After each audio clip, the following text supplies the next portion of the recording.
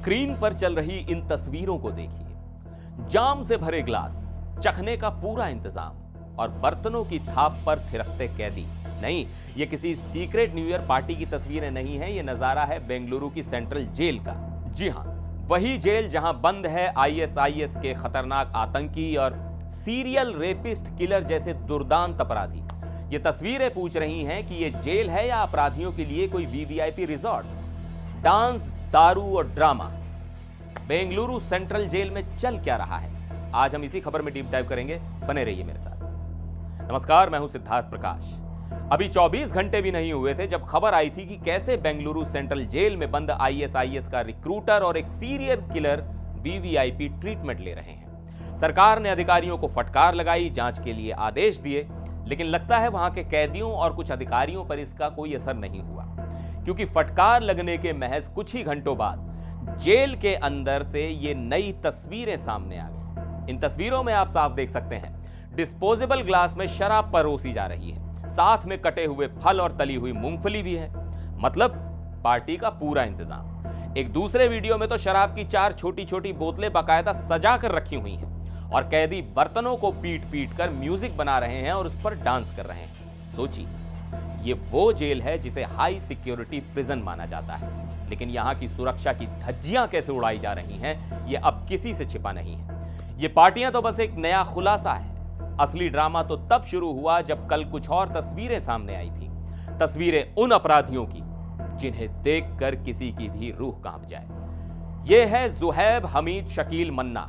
NIA के मुताबिक ये आईएसआईएस का रिक्रूटर है। इसका काम था फंड जुटाना, मुस्लिम युवाओं का ब्रेन वॉश करना, उन्हें लड़ने के लिए सीरिया भेजना।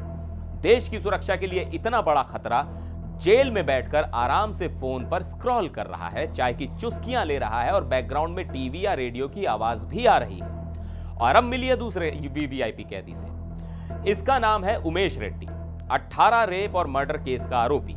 ये महाशय अपनी कोठरी में एक नहीं 2 एंड्रॉइड फोन और एक कीपैड मोबाइल इस्तेमाल कर रहे हैं। इनके मनोरंजन के लिए बैरक में टीवी भी लगा है। और आपको बता दूं, इसे मौत की सजा हुई थी, लेकिन 2022 में सुप्रीम कोर्ट ने इसकी सजा को 30 साल की कैद में बदल दिया था, क्योंकि इसने दिमागी रूप से बीमार होने का नाटक किया था। लिस्ट यहीं खत्म नहीं होती। एक और कैदी है तरुण राजू, जो गोल्ड स्मगलिंग केस में बंद है।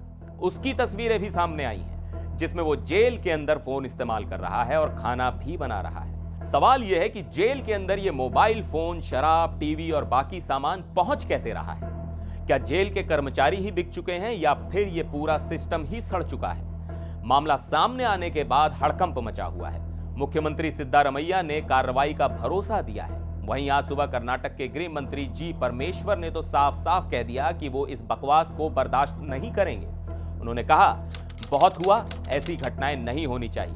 कहा जाता है कि स्टाफ कम है, लेकिन जो हैं उन्हें तो अपना काम ठीक से करना चाहिए, ये कोई बहाना नहीं है।